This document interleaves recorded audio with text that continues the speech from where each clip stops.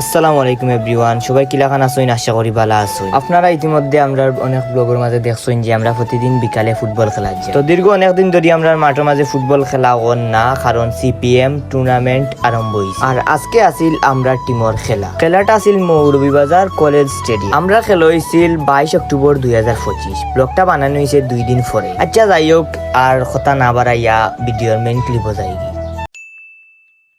আমরা টিমর খেলা শুরু হইব 1:30 মিনিটও। আমরা রাইতে আইতে লেট হয়ে গেছে প্রায় 10 মিনিট। বাবারে, আইয়াও দেখি রাহুল ভাইয়া যে চশমা লাগাইয়া খেলা জুম মারি দেখরাবা। রাহুল ভাইরে আপনারা চিনার কথা, তাই নই লাগি মৌলভীবাজারের জনপ্রিয় সাবেক ক্রিকেটার এবং বর্তমান কোচ। তো বাইরে বালাবুরা জিকাইয়া আমরা আইলাম আমরা টেন। আইয়াও দেখি তাজিদ ভাই, আর তাজিদ ভাইরে কইলাম আসসালামু আলাইকুম বড় ভাই। আর তাই নুটি আমারে কইন তোর মাথা নষ্ট।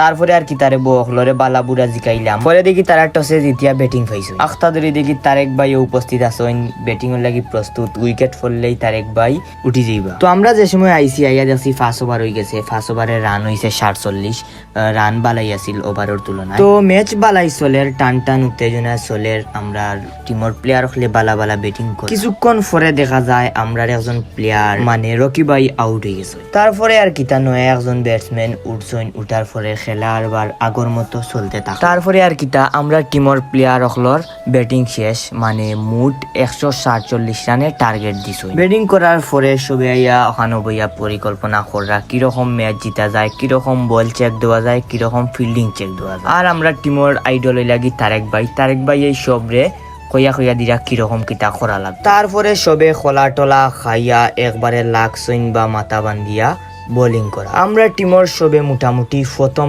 10 ওভার পর্যন্ত বালাই বোলিং হইছে, বালা রান চেয়ে গই। 16 ওভারে হইছে 8 উইকেট, রান লাগে মাত্র 15 থেকে 20 রান। তারপরে ওভার শেষ হইতে লাস্ট 2 ওভার রইছে। 2 ওভারে লাগে মাত্র 12 রান। ম্যাচ পুরা টান উত্তেজনায় ভরপুর। আমরা সবাই লাইনও আইয়া সব প্লেয়ার হলে উৎসাহ দিলাম। তারপরে আর কিতা, আমরা অল্প কিছু রানের ব্যবধানে হারি গেলাম। খেলা মানেই হার জিত। খেলার যদি কেউ আরে না, কেউ জিতে না, তাইলে খেলার কোনো মজা নেই। আর আপনার আর গত ওয়ার্ল্ড কাপের কথা মনে আছে নি? আর্জেন্টিনা প্রথম ম্যাচ আরার পরে তারপরে গিয়া ওয়ার্ল্ড কাপ খেয়ে নিছি। ইনশাআল্লাহ আমরা প্লেয়ার হলে আগামী ম্যাচ হলো বালা করবা, তারার লাগি শুভকামনা রইল। ম্যাচ শেষ হওয়ার পরে আমরা তারেক ভাইয়ের সবরে কইলা যে ম্যাচ একটা হারছি, আমরা কোনো সমস্যা নাই, পরবর্তী ম্যাচগুলা কিরকম বালা করা যায় তার দিকে লক্ষ্য রাখতো। তারপরে আর কিতা, ম্যাচ শেষ হওয়ার পরে আমরা মাঠের মাঝে সবে বইয়া লাঞ্চ করলাম। লাঞ্চ করার পরে ধীরে ধীরে নিটান্ডায় সবাই বাড়িতে আইলাম। তো এভরিওয়ান, আজকের ব্লগটা অতটুকু পর্যন্তই। যদি ভিডিওটা ভালো লাগিয়া থাকে একটা লাইক, একটা কমেন্ট আর শেয়ার করি পাশে।